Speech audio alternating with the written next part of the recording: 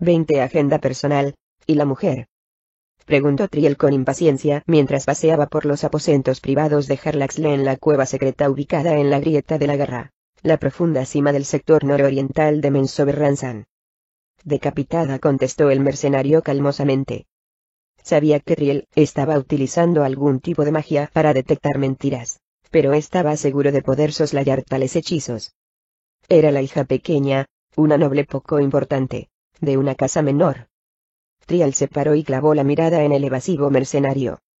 Harlaxle sabía bien que la enfurecida sacerdotisa no le estaba preguntando por esa mujer, esa tal Care Sakar. Ella, como todos los demás encargados de los esclavos que estaban en la isla de Rote, habían sido asesinados, de acuerdo con las instrucciones, pero había llegado a oídos de Triel cierta información que sugería la presencia de otra mujer, y también de un misterioso felino. El juego de sostener las miradas era algo que Harlaxle sabía hacer mejor que nadie. El mercenario estaba sentado cómodamente repantigado, para ser más exactos en el sillón que había detrás del enorme escritorio. Se echó hacia atrás y puso los pies calzados con botas sobre la mesa, con actitud despreocupada. Triel cruzó el cuarto hecha una furia, y le apartó los pies de un manotazo. Se inclinó sobre el escritorio para acercar su iracundo rostro al del presuntuoso mercenario. La sacerdotisa escuchó un leve roce a un lado de la habitación, seguido de otro en el suelo, y sospechó que Harlaxle contaba con muchos aliados aquí, ocultos detrás de puertas secretas y preparados para saltar en defensa del jefe de Begandaerte. No me refiero a esa mujer, dijo en tono bajo, intentando que las cosas siguieran relativamente tranquilas. Triel era la dirigente de la escuela más importante en la Academia Drow, la hija mayor de la primera casa de Mensoberranzan, y una poderosa gran sacerdotisa que gozaba plenamente, que ella supiera, del favor de la reina araña. No tenía miedo a Harlaxle ni a sus aliados, pero sí temía la cólera de su madre, si se veía forzada a matar al mercenario que tan útil le era en ocasiones, o si provocaba una guerra encubierta, o incluso una atmósfera poco cooperativa entre la valiosa Begandaerte y la casa Baenre. Y sabía que Harlaxle era consciente de las cortapisas que le impedían actuar contra él, que lo comprendía mejor que nadie, y que explotaría esta circunstancia al máximo. Borrando la sonrisa intencionadamente, fingiendo una actitud seria, el mercenario se quitó el ostentoso sombrero, y se pasó la mano lentamente por la afeitada cabeza. Mi querida Triel, contestó con sosiego, te aseguro que no faltó a la verdad cuando te digo que no había otra mujer Drow en la isla de Rote ni en sus proximidades, a menos que fuera una guerrera de la casa Baenre. Triel se irguió, apartándose del escritorio. Se mordisqueó los labios, preguntándose qué paso dar a continuación. Que ella supiera, el mercenario no mentía, y, o Harlaxle había encontrado la forma de contrarrestar su magia, o estaba diciendo la verdad. Si la hubiera habido, te lo habría comunicado, añadió Harlaxle, y la evidente mentira sonó como una nota discordante en la mente de Triel. El mercenario ocultó bien su sonrisa. Había pronunciado ese último embuste para que la sacerdotisa supiera que su hechizo funcionaba, y, a juzgar por la expresión incrédula de la mujer, comprendió que le había ganado este asalto. Oíd comentarios acerca de una gran pantera, insistió Triel. «¡Ah, qué magnífico animal!», comentó Harlaxle. «Es propiedad del tal Drizzt Do'Urden, si la historia que conozco sobre el renegado es correcta. Se llama Genuibar, y la cogió del cadáver de Masohunet después de matar al hechicero en un combate. Parece ser que la pantera, esa Genuibar, estaba en la isla de Rote», puntualizó de inmediato la sacerdotisa. «Efectivamente», contestó el mercenario. Sacó de debajo de la capa un silbato metálico y lo sostuvo ante sí. Estaba en la isla, y entonces se disolvió en una niebla insubstancial. ¿Y el artilugio para invocarla? Vosotros tenéis a Drizzt, mi querida Triel, repuso Harlaxle. Ni yo ni ningún miembro de mi organización estuvimos cerca del renegado salvo durante la lucha. Y, en caso de que nunca hayas visto a Drizzt Do'Urden combatiendo, déjame que te aclare que mis soldados tenían cosas más acuciantes en las que pensar que registrarle los bolsillos. La expresión de Triel se tornó suspicaz. «Oh, sí, un soldado raso se acercó al renegado caído», aclaró Harlaxle, como si se le hubiera pasado por alto un detalle sin importancia. «Pero no cogió ninguna figurilla u otro artilugio invocador a Drizzt, te lo aseguro». ¿Y ni tú ni ninguno de tus soldados habéis encontrado por casualidad la estatuilla de Onice? No. Una vez más, el astuto mercenario había dicho la verdad, ya que Artemis Entreri no era, técnicamente, un soldado de Vegandaerte. El hechizo le aseguraba a Triel que las palabras de Harlaxle eran ciertas, pero todos los informes establecían que la pantera había estado en la isla, y los soldados de la casa Baenre no habían conseguido localizar la valiosa figurilla. Se pensaba en la posibilidad de que se le hubiera caído a Driss cuando se precipitó por el arrecife, y que estuviera enterrada en el fondo cenagoso del agua. Los hechizos de detección no la habían localizado, pero eso podía explicarse por la propia naturaleza del Donigarten. Calmo en la superficie, el oscuro lago era famoso por las fuertes corrientes subacuáticas, y por cosas más tenebrosas que acechaban en sus profundidades. Aún así, la hija Baenre no estaba convencida ni respecto a la mujer ni a la pantera. Harlaxle la había vencido esta vez, lo sabía, pero se fiaba de las informaciones obtenidas por otros cauces tanto como desconfiaba del mercenario. La expresión que asomó al semblante de la sacerdotisa, un frunce de labios tan inusual en la orgullosa mujer, miró por sorpresa a Harlaxle. Los planes siguen adelante, dijo Triel inesperadamente. La matrona Baenre ha convocado un gran ritual, una ceremonia que cobrará realce ahora que dispone de una víctima de gran mérito.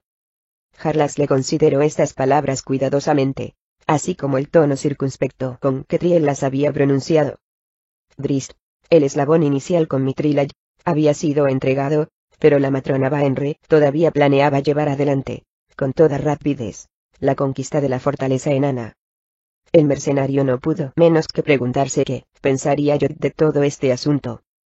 Sin duda vuestra matrona se tomará las cosas con tranquilidad para considerar todas las opciones, comentó Harlaxle calmosamente. Está acercándose al final de su vida, espectó Triel. Anhela la conquista y no consentirá en morirse hasta haberla alcanzado. Harlaxle estuvo a punto de echarse a reír ante la frase, no consentirá en morirse, pero después pensó en la decrépita madre matrona. La vieja Baenre debería haber muerto hacía siglos, y, sin embargo, se las había arreglado para seguir viva. Quizá Triel tenía razón, reflexionó el mercenario. Quizá la matrona Baenre se daba cuenta de que la edad ya la estaba venciendo, y por ello insistía en llevar a cabo la conquista sin reparar en las consecuencias. Harlaxle amaba el caos, la guerra, pero este era un asunto que requería una cuidadosa reflexión. Al mercenario le gustaba mucho su vida en Mensoberranzan. ¿Acaso la matrona Baenre iba a poner en peligro esa satisfactoria existencia? Cree que la captura de Driss es una buena cosa, prosiguió Triel. Y ciertamente lo es. Ese renegado es una víctima que le debíamos a la reina araña desde hace mucho. Pero, insinuó Harlaxle, instándola a continuar. Pero, ¿cómo se mantendrá la alianza concertada cuando las otras madres matronas se enteren de la captura de Driss? Apuntó Triel.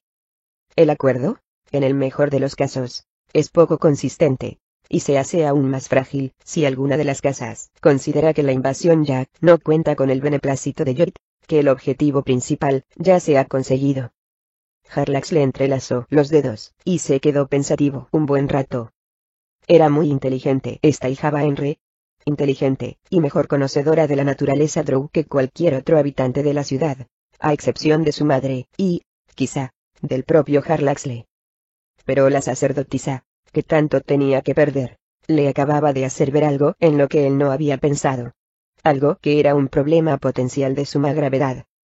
Tratando en vano de ocultar su frustración, Triel dio la espalda al escritorio y, cruzando la pequeña habitación con rápidas zancadas, se zambulló por el inusual portal, muy semejante a un acceso extradimensional, que la hizo caminar a través de un corredor acuoso unos cuantos pasos a pesar de que la puerta parecía tener solo unos pocos centímetros de grosor antes de salir al otro lado, entre dos sonrientes guardias de Vegandaerte apostados en el corredor.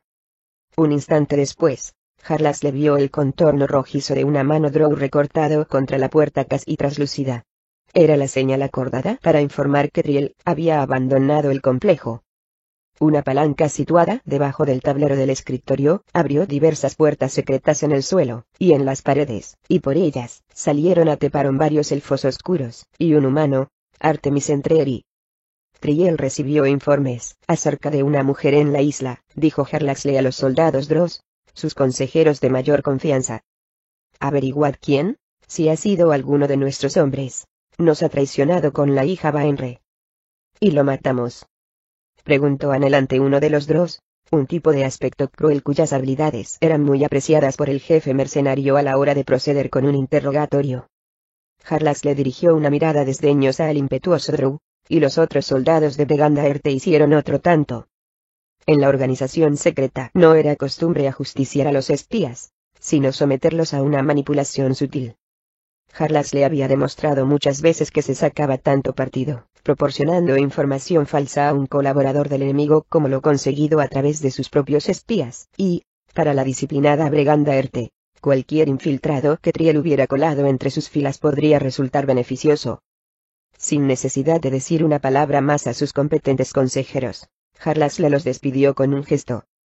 Esta situación se hace más divertida por momentos, comentó el mercenario a Entreri cuando se quedaron a solas. Miró al asesino a los ojos directamente. A pesar de las decepciones. La apostilla cogió desprevenido al asesino, que intentó descifrar a qué se refería el mercenario. ¿Sabías que Driss estaba en la antípoda oscura? ¿Sabías incluso que se encontraba cerca de Menzoberranzan, y que no tardaría en aparecer por la ciudad? Empezó Harlaxle, aunque sus frases no le aclararon nada a Entreri. La trampa fue preparada y llevada a cabo con absoluta precisión, arguyó el asesino, y Harlaxle no pudo rebatirlo, pese a que varios soldados habían resultado heridos, y 4 habían muerto. Tales pérdidas eran de esperar cuando se trataba con alguien tan fiero como el renegado. Fui yo quien derribó a Driss, y capturó a Catibrie, le recordó Entreri intencionadamente. En eso radica tu error, lo reprendió Harlaxle con una risita displicente. Entreri lo miró, francamente desconcertado. La mujer humana llamada Catibrie siguió a Driss hasta aquí utilizando a Genuibar, y esto dijo mientras levantaba el mágico guardapelo en forma de corazón. Comillas angulares derechas lo siguió ciegamente, en contra de toda lógica, a través de espantosos laberintos de cavernas y túneles. No tenía la menor esperanza de saber cómo regresar. De todas formas, no creo que vaya a salir de aquí, argumentó Entreri con tono desabrido. En eso radica tu error, repitió Harlaxle. Esbozaba una amplia sonrisa, y Entreri empezó a comprender. Driss Do'Urden podría haberte guiado desde las profundidades de la antípoda oscura al exterior, declaró llanamente, al tiempo que le lanzaba el guardapelo. Comillas angulares derechas, siente su calor, continuó, el calor de la sangre del guerrero que corre por las venas de Driss Do'Urden. Cuando se enfríe, sabrás que Driss ha dejado de existir, y que para ti estará perdido para siempre tu mundo iluminado por el sol. Salvo, quizás, algún vistazo circunstancial cuando Mithril sea conquistada, agregó, con un guiño socarrón. Entreri contuvo el impulso de saltar sobre el escritorio y matar al mercenario, principalmente porque sospechaba que otra palanca debajo del tablero del mueble abriría más puertas falsas por las que los lugartenientes del mercenario se le echarían encima. Sin embargo, a fuer de ser sincero, después del primer instante de arrebato, el asesino se sintió más intrigado que furioso, tanto por la inesperada afirmación de Harlaxle respecto a que no volvería a ver el mundo de la superficie como por la sugerencia de que Driss Do'Urden habría podido conducirlo fuera de la antípoda oscura. Pensativo, apretando todavía el guardapelo entre los dedos, Entreri se encaminó hacia la puerta.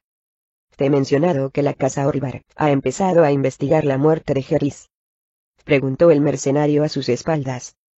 El asesino se paró en seco. Incluso se han puesto en contacto con Begandaerte, y han ofrecido un pago generoso por recibir información.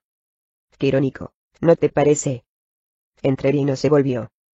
Al cabo de un momento, continuó en dirección a la puerta, y atravesó el acceso. Ya tenía otra cosa más en la que pensar. También Harlaxle pensaba. Pensaba que todo este asunto podía tomar un derrotero aún más divertido. Pensaba que Triel había apuntado ciertas trampas que la matrona Baenre, cegada por su sed de poder, nunca advertiría. Pensaba, sobre todo, que la reina araña, con su amor por el caos, lo había dejado en posición de poner patas arriba el mundo de Menzoberranzan. La matrona Baenre tenía su agenda personal, indudablemente, Triel tenía la suya. Ahora Harlaxle estaba concretando una propia con vistas a impulsar un estallido violento del caos, del que el astuto mercenario siempre salía más poderoso que antes. El semi-inconsciente Drizzt no sabía cuánto había durado el castigo. Vendes era excelente en su cruel trabajo. Encontraba cada zona sensible en el indefenso prisionero, y la golpeaba, la perforaba, la hurgaba con instrumentos inicuamente aguzados. Mantuvo a Drizzt al borde del desmayo, pero sin dejar que perdiera el sentido completamente, para que fuera consciente del atroz dolor. Entonces se marchó, y Drizzt se desplomó, sujeto a los grilletes, ajeno a los estragos que los afilados bordes de las anillas metálicas le ocasionaban en las muñecas. En aquellos espantosos momentos, lo único que el vigilante deseaba era sumirse en la negrura de la inconsciencia, dejar de sentir su torturado cuerpo. Era incapaz de pensar en el mundo de la superficie, en sus amigos. Recordaba que Genwibar había estado en la isla, pero no podía concentrarse lo suficiente para recapacitar sobre la importancia de aquel hecho.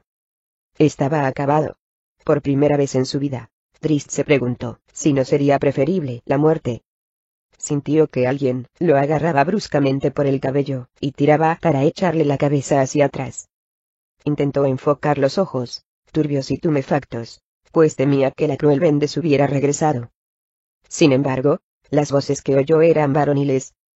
Un frasco se apoyó en sus labios, y le ladearon la cabeza violentamente, a fin de que el líquido le entrara en la garganta. Imaginando que era un veneno o algún otro tipo de pócima para dejarlo sin voluntad propia, Drizzt se resistió. Escupió parte del líquido, pero la respuesta a su esfuerzo fue un fuerte golpe en la cabeza contra la pared, y un nuevo trago del amargo bebedizo. Una sensación abrasadora le recorrió el cuerpo, como si sus entrañas ardieran. Mientras boqueaba para inhalar lo que creía sería su último aliento, se debatió ferozmente contra las inflexibles cadenas.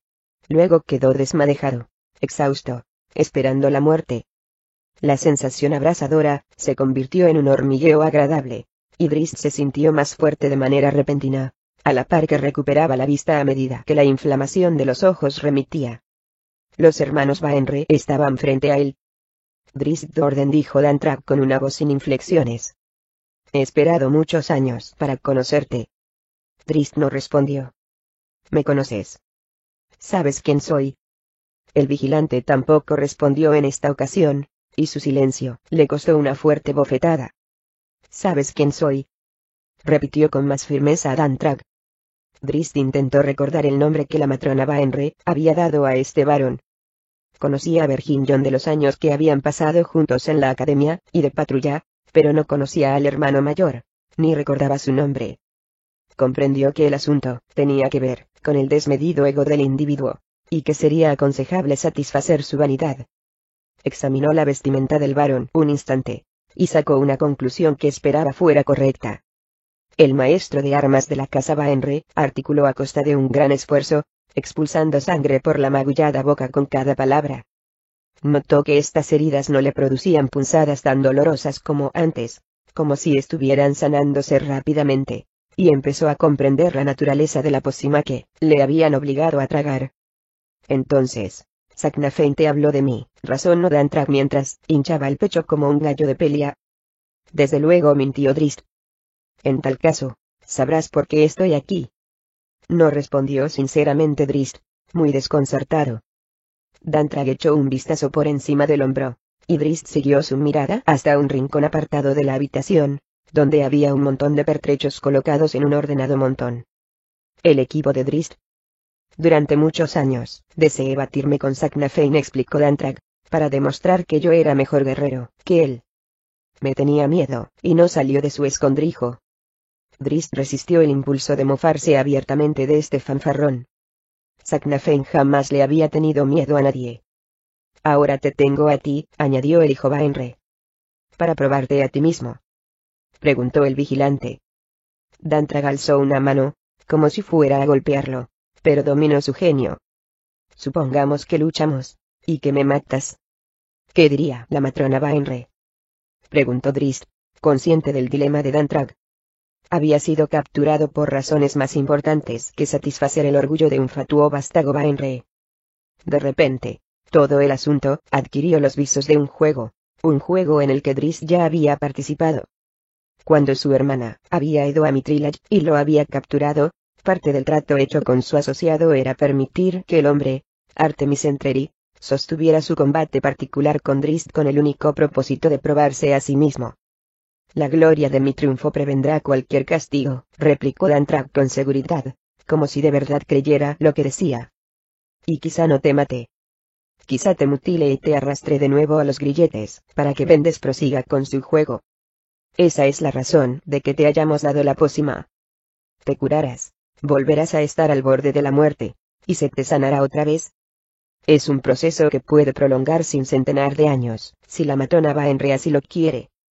Drizzt rememoró la crueldad de su gente, y no le cupo la menor duda de que tal afirmación era cierta.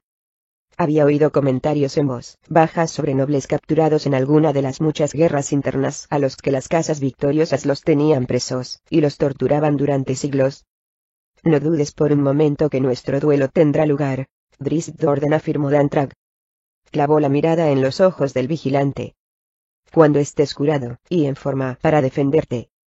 Más rápido de lo que pudo seguir la vista de Drizzt, las manos de Dantrak se alzaron, y le cruzaron la cara en ambas mejillas alternativamente.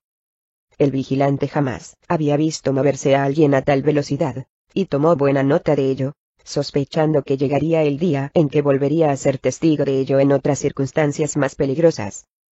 Dantrak giró sobre sus talones, y pasó junto a Verginion en dirección a la puerta.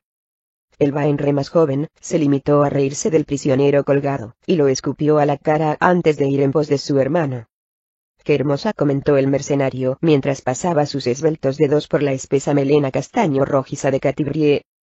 La joven ni siquiera parpadeó, y siguió mirando fijamente la figura innegablemente atractiva del mercenario, iluminada débilmente por la mágica luz de su diadema. La perspicaz joven advertía que había algo diferente en este drow. No creía que pensara forzarla.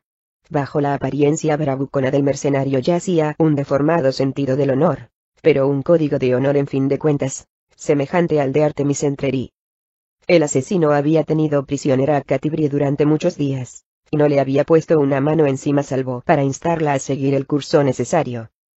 Catibrie pensaba, esperaba, que con Jarlax le ocurriría lo mismo. Si en verdad Jarlax le la consideraba atractiva, la cortejaría, trataría de atraer su atención, al menos durante un tiempo. Y tu valor no puede ponerse en duda, continuó Jarlaxle, expresándose en el lenguaje de la superficie con tanto dominio que resultaba inquietante. Venir solamente sobre Ransan. El mercenario sacudió la afeitada cabeza en un gesto de incredulidad, y miró a Entreri, la otra persona que estaba presente en el reducido cuarto cuadrado. Incluso a Artemis Entreri hubo que convencerlo para que viniera aquí, y, sin la menor duda, se marcharía si consiguiera encontrar el camino de vuelta. Comillas angulares derechas. Este no es lugar para habitantes de la superficie, comentó Jarlaxle que, para hacer hincapié en lo que afirmaba, alargó rápidamente la mano y quitó de nuevo la diadema con el ojo de gato que Catibrie llevaba ceñida a la cabeza. Una negrura más profunda que las noches en las minas más hondas de Bruenor envolvió a la joven, que tuvo que esforzarse por dominar la repentina oleada de pánico que amenazaba con apoderarse de ella. Jarlaxle estaba plantado justo delante de la muchacha. Catibrie podía sentirlo, notar su respiración, pero todo cuanto alcanzaba a ver era el brillo rojizo de sus ojos, que la evaluaban en el espectro infrarrojo. Al otro extremo del cuarto, los ojos de Artemis Entreri brillaban también, y la joven se preguntó cómo él, un humano, habría conseguido este tipo de visión. Deseó ardientemente poseerlo ella también. La oscuridad seguía abrumándola, engulléndola. Su piel estaba sensible en exceso. Todos sus sentidos estaban aguzados al máximo. Quería gritar, pero no estaba dispuesta a darles esa satisfacción a sus captores. Jarlaxle articuló una palabra que Catibrie no entendió, y el cuarto quedó bañado repentinamente por un suave fulgor azulado. Aquí podrás verle, dijo Jarlaxle. Ahí fuera, al otro lado de la puerta, solo hay oscuridad. Con gesto burlón, balanceó la diadema en sus dedos ante la mirada anhelante de la muchacha, y luego la guardó en el bolsillo de sus pantalones. Discúlpame, añadió el mercenario en un tono tierno que sorprendió a Catibrie. No es mi intención atormentarte, pero debo velar por mi seguridad. La matona Baenre quiere atraparte, y lo desea mucho a mi modo de entender, ya que tiene prisionero a Drizzt, y sabe que tú serías un medio estupendo para socavar su inquebrantable voluntad. Catti-brie no ocultó el nerviosismo y la esperanza que despertó en ella la noticia de que Drizzt seguía vivo. Comillas angulares derechas, es lógico que no lo hayan matado, prosiguió el mercenario, hablando tanto para Entreri, según comprendió el asesino, como para la muchacha. Es un prisionero muy valioso, una fuente de información, como se dice en la superficie. Acabarán matándolo, comentó Entreri, y en su voz había un cierto tono iracundo que Catti-brie tuvo la suficiente presencia de ánimo para captar. Sí, al final contestó Harlaxle, que se echó a reír. Pero, para entonces, los dos llevaréis mucho tiempo muertos de viejos, y también vuestros hijos. A menos que fueran semidros, añadió con picardía mientras hacía un guiño a Catti-brie. La joven resistió el impulso de darle un puñetazo en el ojo. Comillas angulares derechas, es una lástima, verdaderamente, que los acontecimientos hayan tomado este curso, prosiguió el mercenario.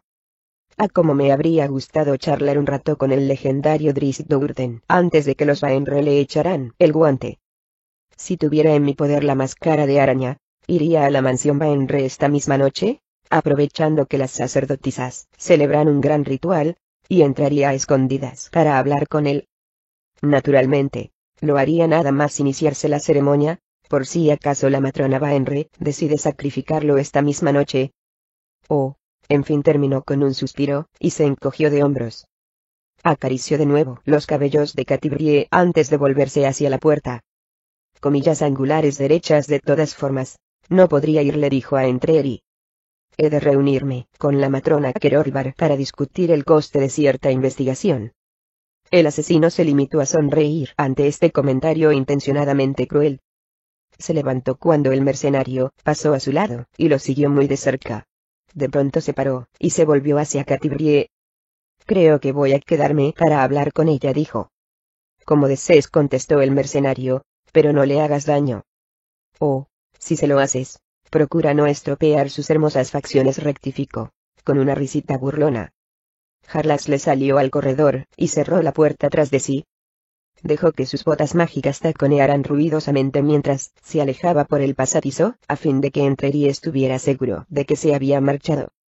Se tanteó el bolsillo del pantalón al tiempo que caminaba, y esbozó una amplia sonrisa cuando comprobó, sin que fuera ninguna sorpresa para él, que la diadema había desaparecido. Harlaxle había sembrado la semilla del caos. Ahora podía sentarse y ver crecer el fruto de su trabajo.